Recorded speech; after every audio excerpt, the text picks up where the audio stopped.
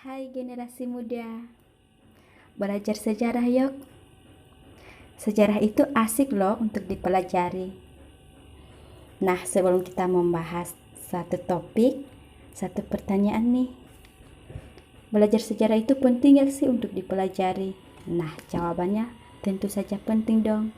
Kan ada sebuah kalimat yang mengatakan, kalau ingin bijak, maka belajarlah dari masa lalu, yaitu sejarah. Oke, saat ini kita langsung pada pembahasannya ya. Kita membahas sebuah topik yang berjudul Perlawanan Pangeran Diponegoro. Pangeran Diponegoro lahir di Yogyakarta pada tanggal 11 November 1785. Ibu Pangeran Diponegoro yaitu seorang selir atau garwa ampeyan yang bernama R.A. Mangkarawati dan ayahnya seorang Hamengkubuwono III. Latar belakang terjadinya Perang Diponegoro dimulai pada abad ke-19, di mana keadaan di Surakarta dan Yogyakarta semakin memprihatinkan. Selanjutnya budaya yang sebelumnya berubah dengan adanya budaya asing dan kekuasaan kolonial ini menempatkan rakyat Jawa sebagai objek pemerasan. Sejak pada tahun 1823, Smith-Said diangkat sebagai residen di Yogyakarta. Smith-Said ini dikenal sebagai tokoh yang anti terhadap Pangeran Diponegoro. Oleh karena itu, Smith-Said bekerja sama dengan Patih Danurejo yang berusaha menyingkirkan Pangeran Diponegoro dari Istana Yogyakarta. Pemerintahan keraton yang dikendalikan oleh Patih Danurejo dan residen Belanda tidak disetujui oleh Pangeran Diponegoro. Pada tahun 1825, Smith-Said dan Patih Danurejo dalam rangka membuat jalan baru memerintahkan anak buahnya untuk memasang anjir atau patok. Secara sengaja, pemasangan anjir ini melewati pekarangan milik Pangeran Diponegoro di Tegalrejo tanpa izin sebelumnya. Pada tanggal 20 Juli 1825, rakyat Tegalrejo berkumpul dengan membawa berbagai senjata seperti pedang, tombak, dan lain-lain. Pertempuran sengit tentara pasukan Diponegoro dan serdadu Belanda tidak dapat dihindarkan. Dengan berbagai pertimbangan sehingga Pangeran Diponegoro dan pasukannya menyingkir ke arah selatan di Bukit Selarong. Pangeran Diponegoro sebagai pemimpin yang tidak individualis, beliau sangat memperhatikan keselamatan anggota keluarga dan anak buahnya. Sebelum melanjutkan perlawanan, Pangeran Diponegoro mengungsikan anggota keluarga, anak-anak, dan orang-orang yang lanjut usia di Dekso, termasuk daerah Kulon Progo, Yogyakarta. Untuk mengawali perlawanan, Pangeran Diponegoro membangun benteng pertahanan di Gua Selarong.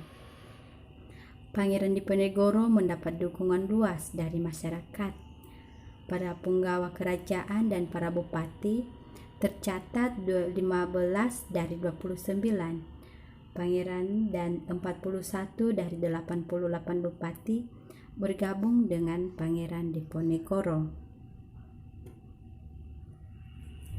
Sikap Pangeran Diponegoro yang secara terbuka sehingga mendapat simpati dan dukungan dari banyak rakyat. Semangat perang yang didengungkan Pangeran Diponegoro ini kemudian mempengaruhi semakin meluas hingga ke wilayah Pacitan dan Kedung. Mengatur strategi dari Selarong. 1. Merencanakan serangan ke Keraton Yogyakarta dengan mengisolasi pasukan Belanda dan mencegah masuknya bantuan dari luar. Selanjutnya mengirim kurir kepada para bupati atau ulama untuk mempersiapkan peperangan. Yang selanjutnya menyusun daftar nama bangsawan, dalam hal ini siapa yang termasuk kawan dan siapa saja yang termasuk lawan. Dan yang terakhir, membagi kawasan Kesultanan Yogyakarta menjadi beberapa mandala perang dan mengangkat para pemimpinnya.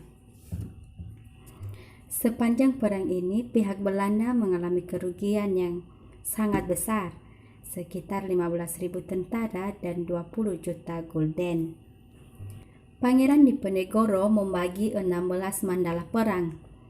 Yang pertama, Yogyakarta dan sekitarnya di bawah komando Pangeran Adinegoro atau adik Diponegoro sendiri diangkat sebagai pati dengan gelar Suryenglogo. Bagian diserahkan kepada Pangeran Suryokusumo dan Tumenggung Reksoprojo. Selanjutnya, daerah Kedu diserahkan kepada Kiai Muhammad Anfal dan Mulyo Sentiko dan mengutus Kiai Hasan Besari mengobarkan perang Sabil untuk memperkuat pasukan yang telah ada. Pangeran Abu Bakar didampingi Pangeran Muhammad memimpin perlawanan di Lowanu. Selanjutnya, perlawanan di Kulon Progo diserahkan kepada Pangeran Adi Suryo dan Pangeran Somonegoro. Sementara perlawanan di Gunung Kidul dipimpin oleh Pangeran Sengosari, daerah Pleret dipimpin oleh Kertopengalasan, dan daerah Pajang diserahkan kepada Warsokusumo dan Metoloyo. Selanjutnya Sukowati dipimpin oleh Tumenggung Kertodirjo dan Mangunegoro. Selanjutnya Gowong dipimpin oleh Tumenggung Gajah Pernolo. Langon dipimpin oleh Pangeran Notobroto Projo dan Serang dipimpin oleh Pangeran Serang. Perluasan perang di berbagai daerah dengan pergerakan pasukan Pangeran Diponegoro semakin meluas ke daerah Banyumas, Kedu, Pekalongan, Semarang, dan Rembang. Kemudian ke arah timur meluas ke Madiun, Magetan, Kediri, dan sekitarnya. Perjuangan Pangeran Diponegoro juga mendapat dukungan dari Sunan Pakubuwono keempat dan Raden Tumenggung Prawirodidaya Bupati Gagatan. Perlawanan Diponegoro terus meluas. Perang yang dikobarkan oleh Pangeran Diponegoro telah menggerakkan kekuatan di seluruh Jawa. Belanda juga meningkatkan kekuatan perlawanan karena perlawanan Diponegoro yang terus meluas tersebut. Beberapa komandan tempur dikirim ke berbagai daerah pertempuran. Untuk menambah kekuatan, maka didatangkan bantuan tentara Belanda dari Sumatera Barat. Belanda berusaha menghancurkan pos-pos pertahanan pasukan Pangeran Diponegoro. Sasaran pertama Belanda yaitu pos pertahanan pasukan Pangeran Diponegoro di Gua Selarong. Pada 4 Oktober 1925, pasukan Belanda menyerang pos Gua Selarong. Akan tetapi pos Gua Selarong kosong. Pos Gua Selarong kosong, dalam hal ini strategi Pangeran Diponegoro, pos pertahanan dipindahkan ke Dekso di bawah pimpinan Ali Basya Sentot Prawirodirjo. Pada tahun 1926, pasukan Ali Basya Sentot Prawirodirjo berhasil mengalahkan tentara Belanda di daerah bagian barat yaitu Kulon Progo dan sekitarnya. Selanjutnya Gunung Kidul yang dipimpin oleh Pangeran Sengosari mendapat berbagai kemenangan dan benteng pertahanan Belanda di Prambanan berhasil diserang oleh pasukan Diponegoro yang dipimpin oleh Tumenggung Suronegoro dan Pleret sebagai pos pertahanan dapat dipertahankan. Pergerakan perang Diponegoro yang sempat membuat Belanda kebingungan untuk menghadapi pasukan Pangeran Diponegoro yang bergerak dari pos yang satu ke pos yang lainnya. Untuk itu, Jenderal de Kock menerapkan strategi dengan sistem benteng stelsel. Benteng stelsel membawa petaka bagi perlawanan Pangeran Diponegoro. Dengan benteng stelsel ini, perlawanan pasukan Pangeran Diponegoro semakin sempit. Pada tahun 1827, perlawanan Diponegoro dikalahkan oleh Belanda. termasuk beberapa tempat yaitu di Tegal, Pekalongan, Semarang, dan Magelang. Magelang dijadikan sebagai pusat kekuatan militer Belanda, dan Belanda dapat menghubungkan benteng pertahanan di masing-masing tempat. Penerapan dari taktik Belanda dalam menghasilkan sekitar 165 benteng baru yang tersebar di Jawa Tengah, Yogyakarta, dan Jawa Timur. Banyaknya benteng baru yang dibangun Belanda dalam perang ini tidak lepas dari taktik gerilya. Sehingga pada strategi Belanda tersebut, para pemimpin yang bekerja sama dengan Pangeran Diponegoro banyak yang tertangkap. Akan tetapi, perlawanan rakyat tetap terjadi di beberapa tempat, misalnya di daerah Banyumeneng, di Rembang, dan Rajek Wesi. Pada bulan Maret 1828, perlawanan di Rembang dikalahkan oleh Belanda. Akan tetapi, pasukan Diponegoro di bawah pimpinan Sentot Prawirodirjo berhasil menyerang benteng Belanda di Nanggulan, daerah Kulon Progo, dan berhasil menewaskan Kapten Ingen. Peristiwa penyerangan benteng di Nanggulan tersebut menjadi perhatian para pemimpin tempur Belanda dan dikonsentrasikan untuk mendesak serta mempersempit ruang gerak pasukan Sentot Prawirodirjo. Belanda mencoba untuk melakukan perundingan, akan tetapi ajakan perundingan tersebut ditolak oleh pihak perlawanan Pangeran Diponegoro. Sehingga dalam hal tersebut Belanda mencoba mencari cara lain, sehingga Belanda meminta bantuan kepada Arya Prawirodiningrat. Pada tanggal 17 Oktober 1829, ditandatangani perjanjian Imogiri antara Sentot Prawirodirjo dengan pihak Belanda. Isi perjanjian Imogiri tersebut ialah: 1. Sentot Prawirodirjo diizinkan untuk memeluk agama Islam. 2. Pasukan Sentot Prawirodirjo tidak dibubarkan dan Sentot Prawirodirjo tetap sebagai komandannya. 3. Sentot Prawirodirjo dengan pasukannya diizinkan untuk tetap memakai sorban.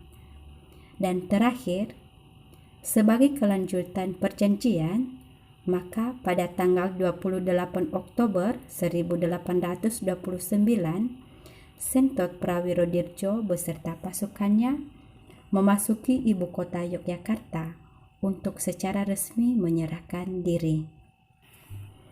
Penyerahan diri dan tertangkapnya para pemimpin pengikut Pangeran Diponegoro ini merupakan pukulan berat bagi perjuangan Pangeran Diponegoro.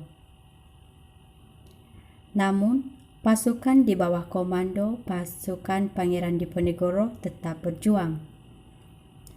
Pasukan bergerak dari pos ke pos yang lainnya. Kemudian, Belanda mengumumkan khalayak pemberi hadiah sejumlah Rp20.000 bagi siapa saja yang dapat menyerahkan Pangeran Diponegoro dalam keadaan hidup maupun dalam keadaan mati. Pasukan Pangeran Diponegoro mulai melemah. Sekitar 200.000 pasukannya tewas dalam medan pertempuran, dan satu persatu para pemimpin perang yang bekerja sama dengan Pangeran Diponegoro tertangkap. Pada tanggal 9 Februari 1830, pihak Belanda mengutus orang kepercayaan Pangeran Diponegoro untuk mengajak dan membawa Pangeran Diponegoro untuk berdamai. Pertemuan perdamaian diadakan di Magelang. Dari pihak Belanda, yaitu Jenderal de Kock.